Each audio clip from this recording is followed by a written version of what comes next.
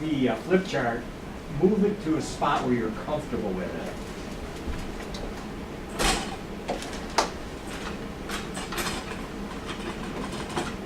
As always, you want to maintain the center position. You get a little bit of a tilt so you can see it and they can see it. And it sounds kind of goofy, but I always like you to be in a position where I can actually make contact with my hand. It's a personal thing. Means you love your visual and they'll love it. Yes. All right. Spent many hours on this. Hi everyone.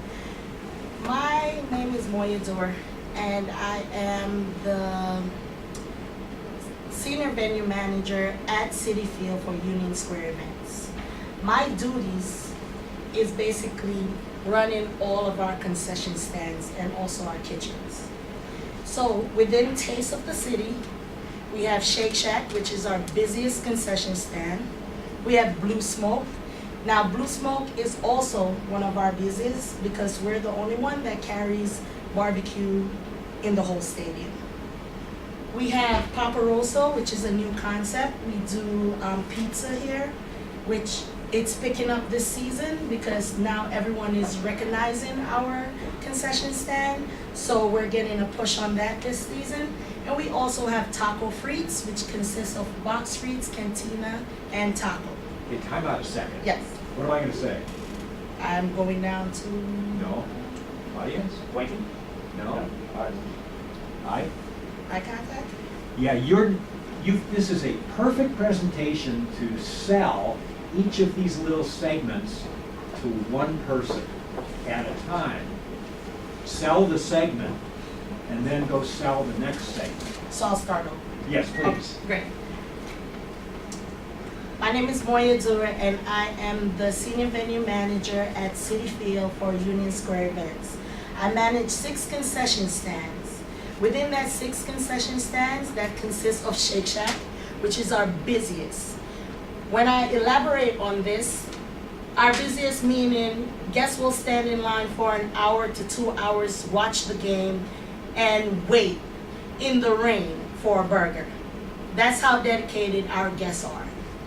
We have Blue Smoke. Blue Smoke is one of our busiest as well because we're the only concession stand that carries barbecue. Everyone loves our mac and cheese entree. For some reason, that is like the biggest amazing thing in City Field right now. With Papa Rosso, last season, we didn't really pick up as much because it was a new concept, but this season, we're pushing forward and we're making more money. Our staff is excited, and I'm also excited because that pushed our labor down, push our money up, right? So then we have Taco Frites. Taco Frites is a 3-concept stand. We have box frites, cantina, and taco. With box frites, we sell a lot of garlic fries. This is great. Don't forget Michael's over there. Yes. He's falling asleep. Okay, Kobe. That is the most exciting stand to me in City Field, especially when I'm on the register helping out. I realize how much guests love our home sauces. We have Sweets. Sweets Kitchen serves only Shake Shack, and that serves to only the sweet areas. So we do package of 10 burgers, and we also do package of 10 shakes. My job in City Field is to be everything. I hold many hats. Okay? I am the manager, the supervisor, the porter, the electrician, the in-house therapist, the doctor, the cop, the security, everything you could think of, my name is always being called. Moya, our fryers are down. Hold on, let me get my screwdriver, let me see what's up. Moya, our bun toaster is down. Hold on, let me get my wrench, let's see what's going on. Before I even give building the opportunity to come and look at what's going on, I take on that task first. When someone comes in, oh my God, I'm having a bad day. I just broke up with my girlfriend. Oh my God, sit in the corner, let me listen. I'm your therapist for the day. So these are my many roles that I play at City Field with Union Square. Oh, go ahead, stay there. Did you win? Yes. Perfect answer. Now, with you, You've never met this person before. Would you trust this woman with what she just said, with this responsibility?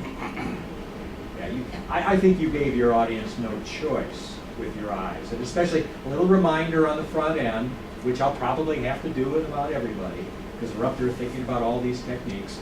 But your ability to use your shoulders, come out, motion creates emotion with an audience. You've got it going for you. Just great posture, very strong look, in command of your position up there as a presenter. Anything else that you want to add?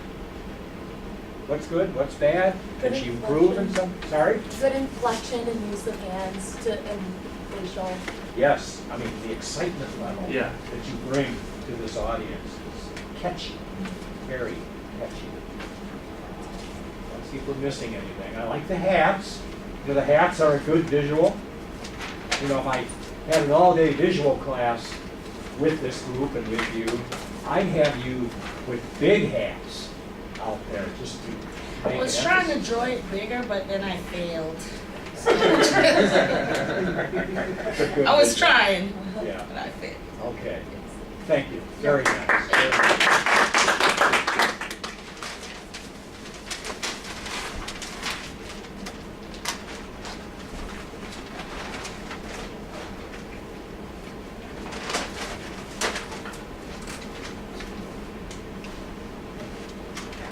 I love this. I'll go. Never get gone too out of the way. I know. You got it.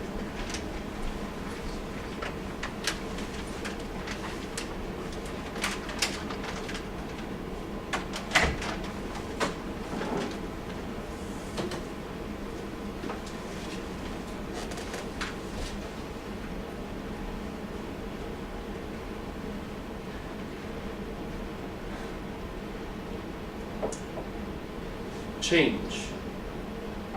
I think what this class has taught me more than anything else is we have to change. Maybe it didn't teach this, it simply reinforced that message. Change is inevitable. Am I right?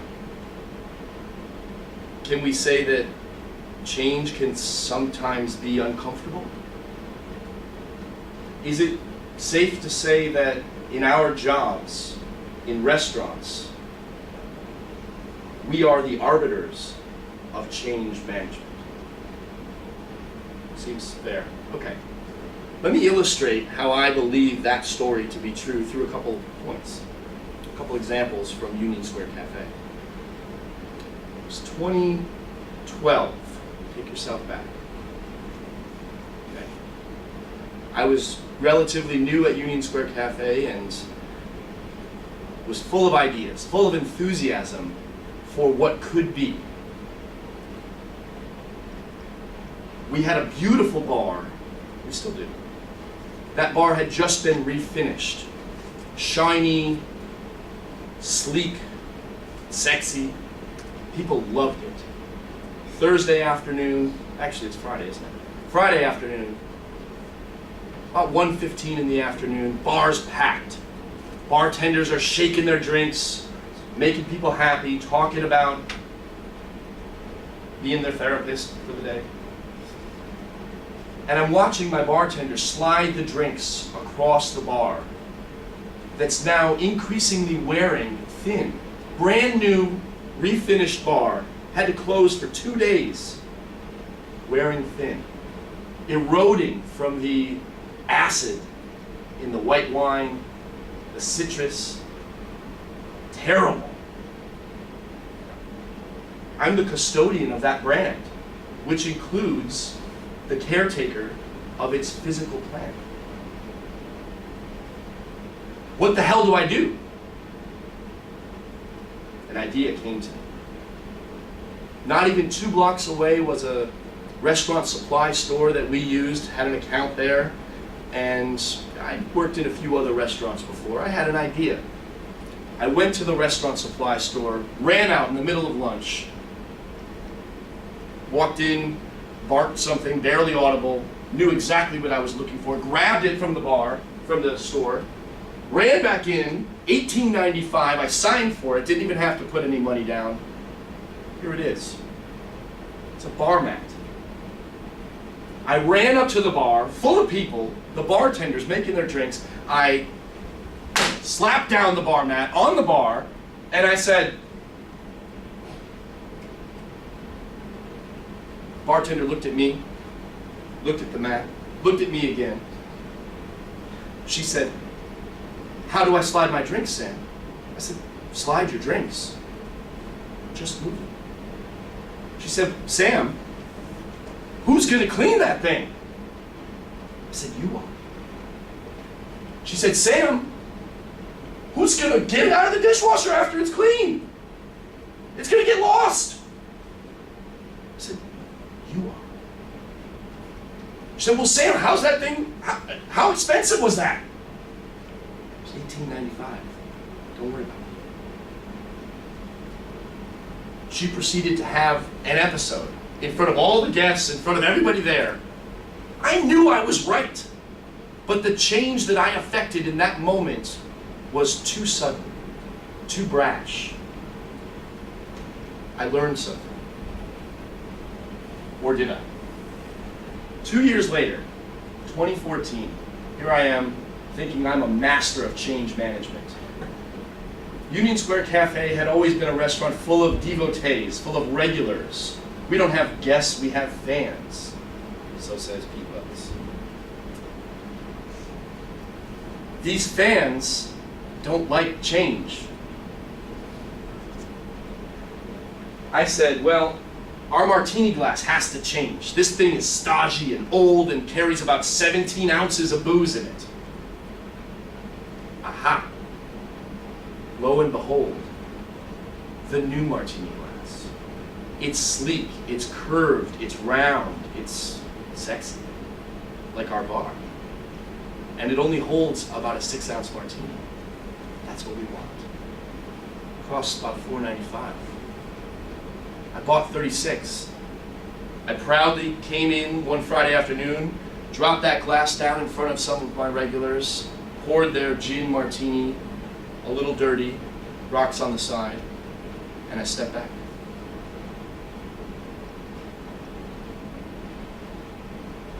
Same but different. They had a conniption. They were furious with me. What the hell is that? That's not a martini glass. Where do you think we are? Brooklyn? We don't go to Brooklyn, Sam. This is Union Square Cafe. And I said, but this glass is great. It holds the same drink. I didn't change how much we put in your drink. It's great. Doesn't matter. The story with both of these examples really boils down to one simple fact. Take your ego out of the equation. Think through the change that you know is right and needs to be affected, and understand that maybe there's more than one answer. Maybe there's more than one way to go. The bar mat was right, but I didn't have to do it in the middle of lunch. I could have waited until the shift was over, brought it to my bartender, who I knew was going to fear this change, and talked to her in quiet, in peace, about all the different things and permutations that would inevitably come out of her mouth, and we could have been there. She could have been my champion. Those guests with the martini glass, I could have brought that martini glass to them, watched their reaction, asked them about it maybe first, and then when they inevitably hated it, said, well, that's okay, I kept your martini glasses too. I'll bring you yours every single time you come in. I won't forget. I'll just use that for other people. Change is inevitable, but it doesn't mean that there's only one way to go about it. Thank you. Don't go away, stay there. How do you do? Great. Can you be specific? Why? What What are the mechanics? Well, he brought drama to his story because his voice was fluctuating. He The was voice. being dramatic with it. Drama, He voice. Facial grabbed- expressions. His eyes were Great locked pauses. with mine for a couple of seconds. So yeah, Good storytelling. Posture, posture. body energy. Yeah, you moved with intent. Yeah. Did he manage you with his eyes? Hmm? So leaky.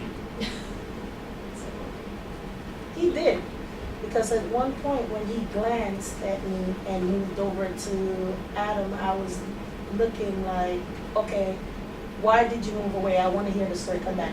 Yeah. So it's greed on your Yes. end. I want more. Yeah, I want more. I agree.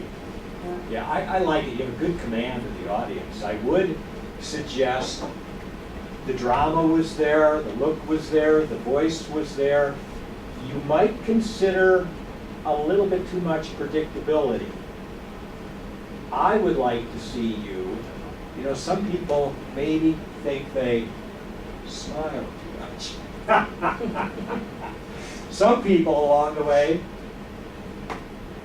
could smile a little more and maybe lighten it up. And it's a matter of taking an audience and slapping them around. You change your emotion, you have the drama, you have the seriousness, and then you get light with them for a while. They relax a little bit, and then you take them back again. Up, down, all around. Keep it interesting. So just for understanding the class that you're in, start your presentation again. I won't have you do the whole thing. But a couple of times, really lighten up with the audience. I want you to get the feel of doing that, and then get back to presentation mode, or call it what you will. All right, try it. It's human nature to abhor change. Change! It's scary. It's downright awful. And we naturally steer away from it. I'm weird. I like change. I live for it. I am the arbiter of change at Union Square Cafe.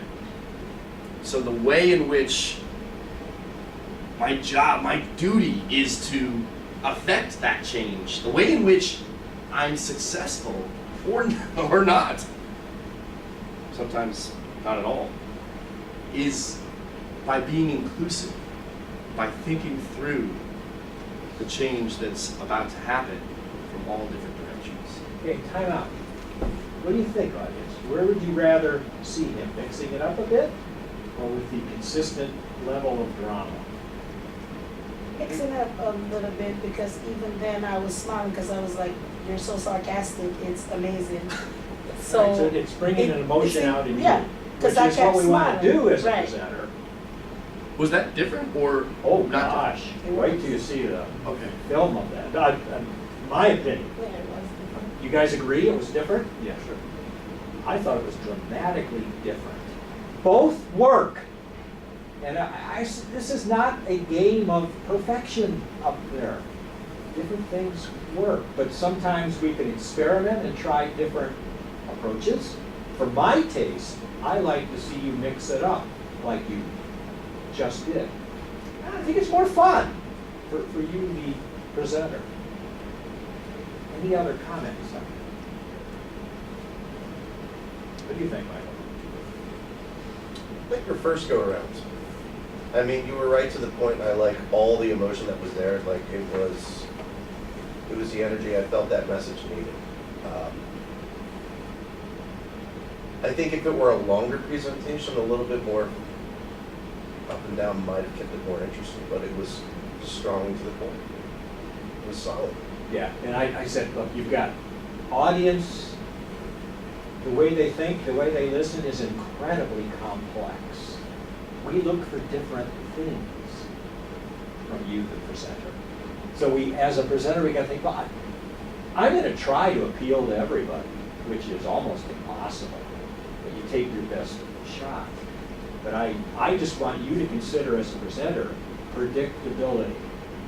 If you're up there for 8 minutes, and I know exactly where you're going to be in 6 minutes, it may allow me to check out a little bit. But if I'm going to mix it up a little bit and challenge you, the audience member, then well, I might be compelled to stick with it more. So it's your decision how you want to go with it. But nice work. I mean, you pulled an audience. Beautiful. So thank you. Good job. Well, let's take a quick break after all that drama. Where are we? We've got, let's see, 9:30. How about 9:45? Wait, before you go, who's next? I'll go next.